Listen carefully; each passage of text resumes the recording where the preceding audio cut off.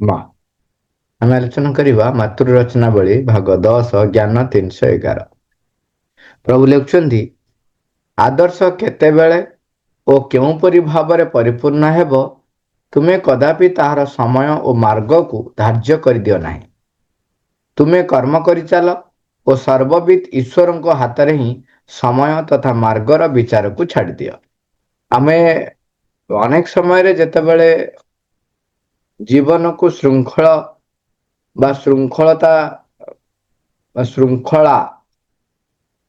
ବନ୍ଧନରେ ବା ଶୃଙ୍ଖଳିତ କରିବାକୁ ଆମେ ଚାହୁଁ, ସେତେବେଳେ ଅନେକ କଥା ଥାଏ। ଯେମିତି ଥାଏ ଯେ ଯଦି ଶୃଙ୍ଖଳିତ ନାହିଁ ତାହେଲେ ଜୀବନ ବ୍ୟର୍ଥ ହେଇଯିବ। ଏବଂ ସେହି ସମୟ ଭିତରେ ଆଉ ଗୋଟେ ଥାଏ ଯେ ଲକ୍ଷ୍ୟ ଯଦି ନିର୍ଦ୍ଦିଷ୍ଟ ନାହିଁ ତେବେ ଜୀବନ ମୂଲ୍ୟହୀନ। ଏବଂ ଲକ୍ଷ୍ୟ ଯାହାର ଯେତେ ଉଚ୍ଚତର ହେବ, ତେଣୁ ଜୀବନ ଶୈଳୀ ବା ତାର ଜୀବନ ଧାରା ବା ତାର ବ୍ୟକ୍ତିତ୍ୱ ସେତିକି ଉଚ୍ଚ ଏବଂ ବିସ୍ତାର ହେବ। ଏ ସବୁ ଭିତରେ ଗୋଟେ କଥା କିନ୍ତୁ ଯେତେବେଳେ ଆମେ ପ୍ଲାନିଂ କରୁ, କୌଣସି କାର୍ଯ୍ୟ କଲା ବେଳେ ସେତେବେଳେ କ'ଣ କରାଯାଏ, ଗୋଟେ ଡେଟ୍ ଲାଇନ୍ ଠିକ୍ କରାଯାଏ ଯେ ଏତିକି ସମୟ ସୀମା ଭିତରେ ଆମେ ସାରିବାକୁ ଚେଷ୍ଟା କରୁ। ତାର କାରଣ ଯଦି ଆମେ ଦେଖିବାକୁ ଯିବା, ମଣିଷ ଭିତରେ ଏକ ଆଳସ୍ୟତା ବା ତାମସିକତା ସିଏ ଯେମିତି ସ୍ୱତଃ ପ୍ରବୃତ୍ତ ଭାବରେ ତା ସହିତ ଥାଏ। ସିଏ ଯଦି କୋଉଠି ଦେଖେ ନହେଲେ ଚଳିବ, ତେବେ ସେ ସେଠି ଟିକେ ଢିଲା ମାରିଦିଏ। ତେଣୁ ସବୁ କାର୍ଯ୍ୟ ଭିତରେ ଗୋଟେ ସମୟ ସୀମା ଧାର୍ଯ୍ୟ କରାଯାଏ। ଏବଂ ଆମେ ଦେଖୁଛୁ ଆହୁରି କେତେକ ଲୋକ ଅଛନ୍ତି, ଇଭିନ୍ ଏବେ ଆମେ ଦେଖୁଛେ ସ୍କୁଲ କ୍ଷେତ୍ରରେ ସ୍କଲାରସିପ୍ ପାଇବେ, ସେମାନେ ନିଜେ ପଇସା ପାଇବେ, ତା ଦ୍ୱାରା ଯୋଉ ଧାର୍ଯ୍ୟ ସମୟ ସୀମା ଥାଏ ସେ ଶେଷ ସମୟ ସୀମା ପର୍ଯ୍ୟନ୍ତ ବି ଚାଲିଥିବ, କରିନଥିବେ। ଅନେକ ତ ଅଛନ୍ତି ତାପରେ ଆଣିକିରି ଫର୍ମ ଡିପୋଜିଟ୍ କରିବେ। ଆପଣ ଯେତେ ଦିନ କହିବେ ସେ ତାପରେ କହିବେ, ଆଉ ତା ପରଦିନ କହିବେ ସେଦିନ ଦେଲେ ଚଳିବନି। ଏଇ ଯୋଉ ଆମର ତାମସିକତା ଏବଂ ଆମର ଢିଲାପଣ, ଏଇ ସବୁ ପାଇଁ ମଣିଷ ଜୀବନରେ ସେଥିପାଇଁ ସମୟ ସୀମା ବା ସମୟ ଗୋଟେ ଧାର୍ଯ୍ୟ କରିଦିଆଯାଏ ଯେ ଏତିକି ଭିତରେ ୟାକୁ ସାରିବା ପାଇଁ। କିନ୍ତୁ ଯେତେବେଳେ ତୁମେ ପରମଙ୍କ ଆଡକୁ ଗତି କରୁଛନ୍ତି, ଆମେ ପରମଙ୍କ ନିର୍ଦ୍ଦେଶରେ ପରିଚାଳିତ ହେବା ପାଇଁ ଚାହୁଁଛନ୍ତି, ଚୈତ୍ୟସତ ଆବିଷ୍କାର କଥା ଉଠୁଛି ଏବଂ ଅଗ୍ରଗତି କଥା ଉଠୁଛି, ସେତେବେଳେ କ'ଣ କରିବା? ସେତେବେଳେ ବି ସମୟ ଧାର୍ଯ୍ୟ ରଖିବା ନା ରଖିବାନି? ଏଇଠି ଦିଟା କଥା ଉଠେ। ପ୍ରଥମ କଥା ହେଉଛି ଯେ ଆମେ ଯଦି ସମୟ ନ ରଖିବା ତାହେଲେ ଢିଲା ହେଇଯିବ। ଯଦି ସମୟ ରଖିଦେଲେ, ଯଦି ସେଇ ଭିତରେ ନହେଲା, ଆମ ଭିତରେ ନିରାଶ ହତାଶ ଆସିଯାଏ। ସେଥିପାଇଁ ଆମକୁ ପ୍ରଭୁ ସଚେତନ କରି ଦେଉଛନ୍ତି, ଯେତେବେଳେ ତୁମେ କୌଣସି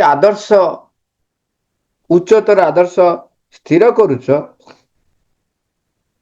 ଏ ସାଧାରଣ ନିମ୍ନ ଚେତନାରେ ଥିବା ବ୍ୟକ୍ତି ପରି ତୁମେ ଏକ ସମୟ ସୀମା ଧାର୍ଯ୍ୟ କରିଦିଅ ନାହିଁ, କିନ୍ତୁ ଢିଲା ହୁଅ ନାହିଁ। ନିଷ୍ଠାପର ଭାବରେ ପୂର୍ଣ୍ଣ ଅଧ୍ୟବସାୟ ସହିତ ଯେଉଁମାନେ ସାଧାରଣ ଚେତନାରେ ବସବାସ କରିଥାନ୍ତି, ସେମାନେ ଯେତେବେଳେ ସମୟ ଧାର୍ଯ୍ୟ ନ କରିଥାନ୍ତି, ସେତେବେଳେ କ'ଣ ହୁଏ ନା ସେମାନେ ଢିଲା ହେଇ ପଡନ୍ତି ଏବଂ ଯଦି ପ୍ରାପ୍ତ ନ କଲେ ତେବେ ସେମାନେ ନିରାଶ ଭିତରୁ ଯାଆନ୍ତି, ହତାଶ ଭିତରୁ ଚାଲିଯାଆନ୍ତି। ଆମକୁ ଏଠି ନିଷ୍ଠାପର ଭାବରେ ପ୍ରଭୁ କହୁଛନ୍ତି, ତୁମେ କର୍ମ କରିଚାଲ, ସର୍ବବିତ୍ ଈଶ୍ୱରଙ୍କ ହାତରେ ହିଁ ସମୟ ତଥା ମାର୍ଗର ବିଚାରକୁ ଛାଡ଼ିଦିଅ। केमती करी को बाटर जीवी कौन पाइबी तुम्हें लक्ष्य स्थिर रख परम पाखे निजक समर्पित कर चल निष्ठापर भाव लगी रुह तेबे तुम्हें लक्ष्य बा विजय सुनिश्चित लक्ष्य प्राप्त करिवो केउपरि भाव ता परिपूर्ण हेबो एवं केतेबेले पाइबो सेथिपाई तुम्हें व्यस्त हो ना कहीं आमर मन द्वारा जेतबेले पर्यंत आम परिचालित होउथिबा सेतेबेले एई प्रश्नटी उठुताए मिलिबो ना नहीं जदि मिलिबो केमतिया मिलिबो इत्यादि इत्यादि विश्वास अविश्वास एवं समय ये सबू मन द्वारा जेतबेले आम परिचालित होउछंती सेतेबेले एगुडाक आम पाखरे स्वाभाविक भाव में आसी थाए जेतेबेले मनर ऊर्ध्व को उठी जिवे सेथिपाई कुआ जे मन द्वारा आध्यात्मिक विषय सब को विचार कर नाही कहना मनर ये हूँ एक सीमाबद्धता सी ता ऊर्ध्व को जदि किसी रहे तेबे से ताकू धरी पारेनी ता छांचर जदि किसी न पड़िला ताकू से रिजेक्ट कर दिए कहे जे एगुड़ाकर किसी अस्तित्व नहीं किंबा एगुड़ाक निहाती अनावश्यक बा बेले बेले कहे जे एगुड़ाक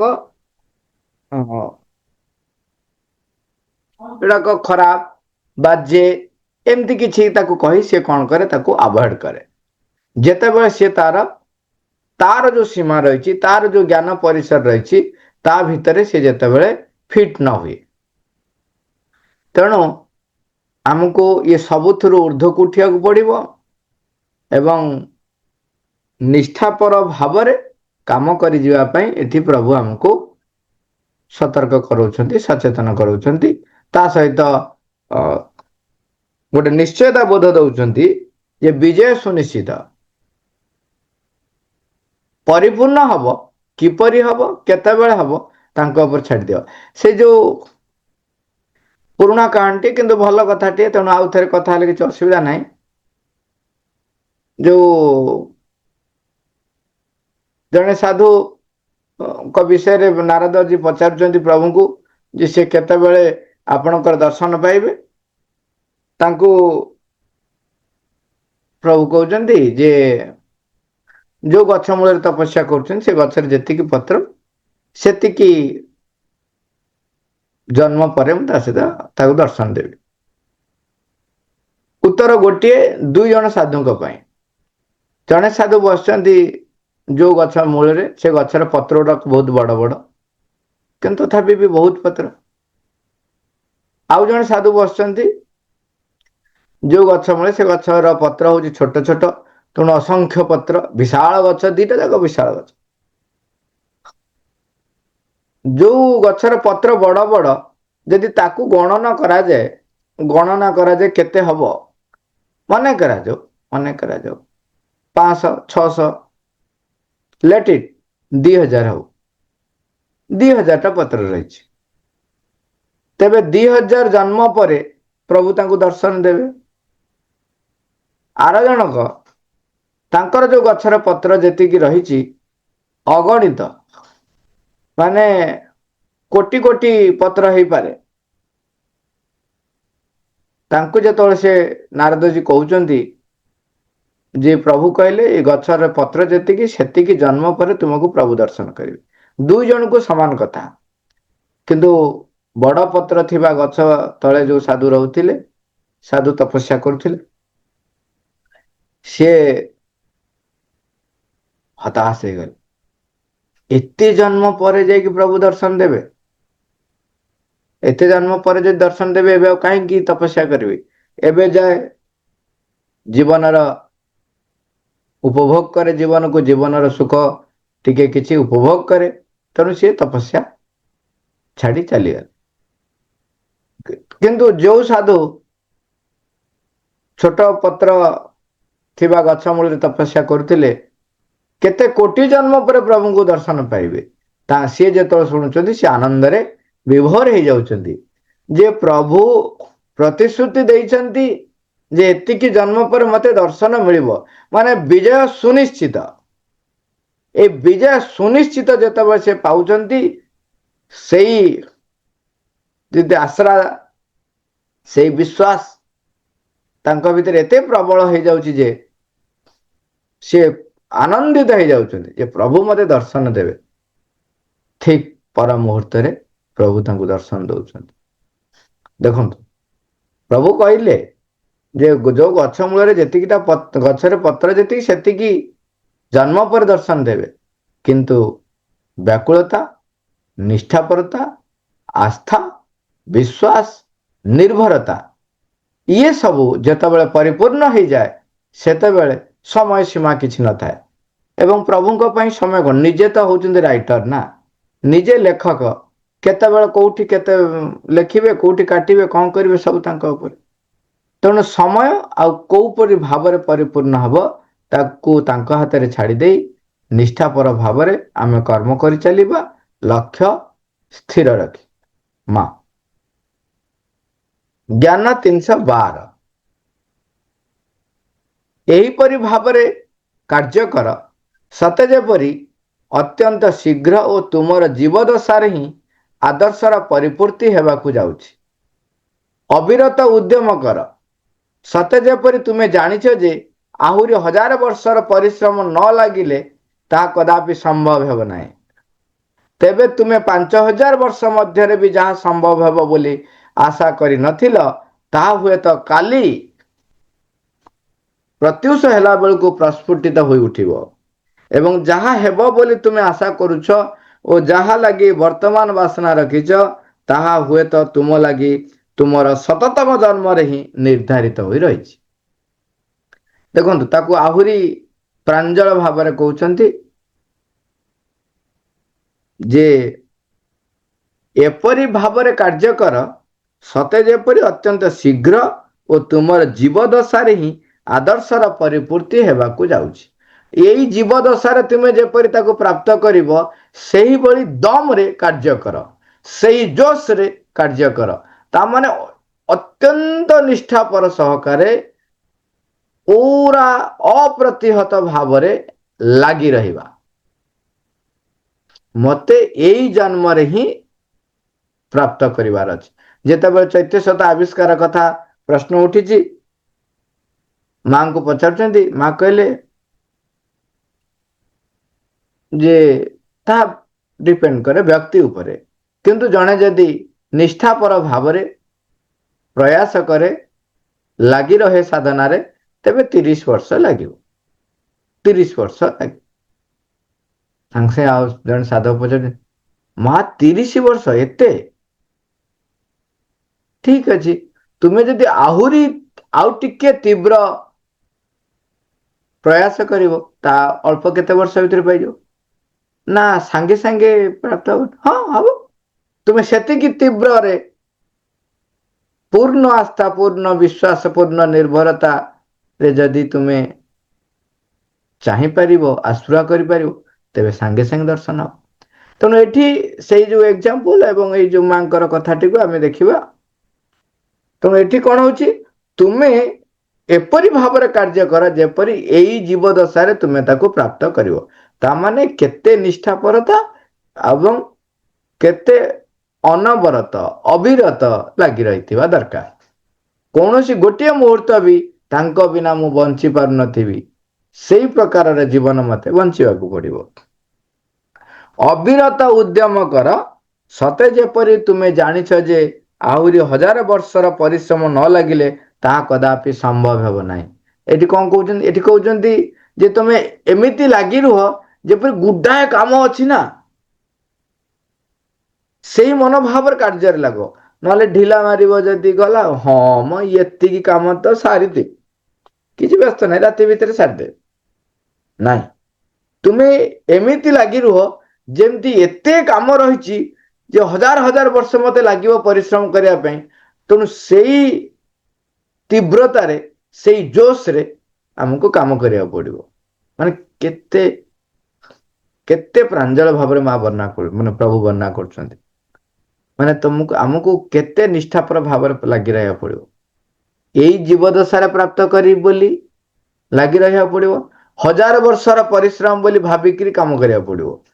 ତା ମାନେ କ'ଣ 1000 ବର୍ଷର ପରିଶ୍ରମ ଯେହେତୁ ଅଛି, ତେଣୁ ମୋତେ ଏଇ ଜୀବଦଶାରେ ପାଇବି ମାନେ ଲେଟ୍। ଆମେ ଖାଲି ଭାବିବା 1000 ବର୍ଷର କାମଟାକୁ ମୁଁ ଯଦି 50 ବର୍ଷ ଭିତରେ ସାରିବା ପାଇଁ ବୋଲି ଚେଷ୍ଟା କରିବି, ତାହେଲେ ମୋତେ କେତେ ଲାଗି ରହିବାକୁ ପଡ଼ିବ।